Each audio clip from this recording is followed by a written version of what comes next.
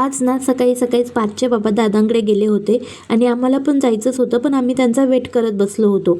शेवटी ते 3 वाजता आले आणि मग त्यानंतर आम्ही पण निघालो.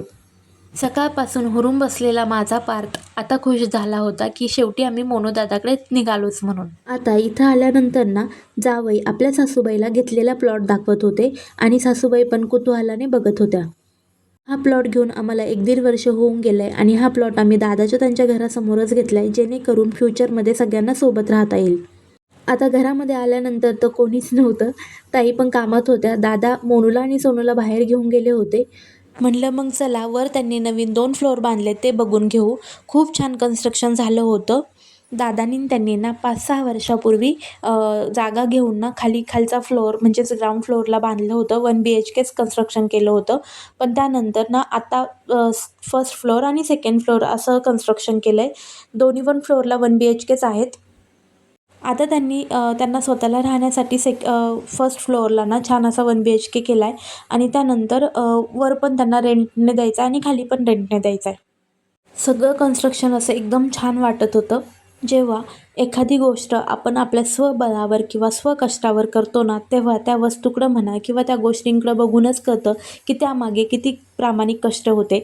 तसंच काही आमच्या दादांचं होतं. कॉलेज संपल्यानंतर दादा गावाच्या बाहेर पडले जॉबसाठी आणि त्यानंतर ते इकडे आल्यानंतर ना त्यांनी त्यांच्या स्वबळावर आणि स्वतःच्या कष्टाने भरपूर असं काही अचीव केलं आहे. त्यांच्याकडे बघून ना खूप मोटिवेट होतं. आणि त्यांच्या पाठीशी त्यांच्यासोबत नेहमी उभ्या राहणाऱ्या आमच्या सुप्रियाताई म्हणजेच माझ्या जाऊबाई यांचा पण मोलाचा वाटा आहे.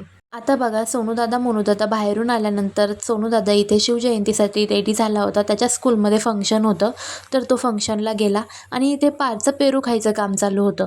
त्यात पण तो मला म्हणत होता की किचनमधून तू माझा फोटो काढ म्हणून. 4-5 वाजल्यानंतर थोडी पाहुण्यांची लगबग सुरू झाली होती आणि मांडववाला पण आला होता. छान असा मांडव दारात पडलाय.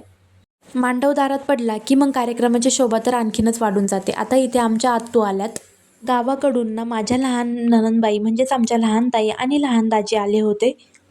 पार्थ आत्तूला आणि मामाला बघून खूप खुश झाला होता आणि पार्थच्या आत्तूने इथे खूप सारा खाऊ आणला होता. सोबतच रानातले ताज्या फळभाज्या पण आणि पालेभाज्या पण आणल्या होत्या. हळूहळू सगळे पाहुणे यायला लागले. सोबतच सुप्रियाताईंच्या आई आणि बहीण पण आल्या होत्या. तर सुप्रियाताईंच्या आईने इथे छान अशी फ्रेश रानातली स्ट्रॉबेरी घेऊन आलेत आम्हाला खायला. 6-7 नंतर ना आम्ही लगेच स्वयंपाकाला लागलो. संध्याकाळच्या जेवणामध्ये छान अशी मटकीची भाजी केली होती. सोबत पांढरा भात केला होता आणि ज्वारीच्या भाकरी केल्या होत्या. चला, वास्तुशांतीचा व्हिडिओ उद्या येईल. तोपर्यंत चॅनलला फॉलो करा. बाय.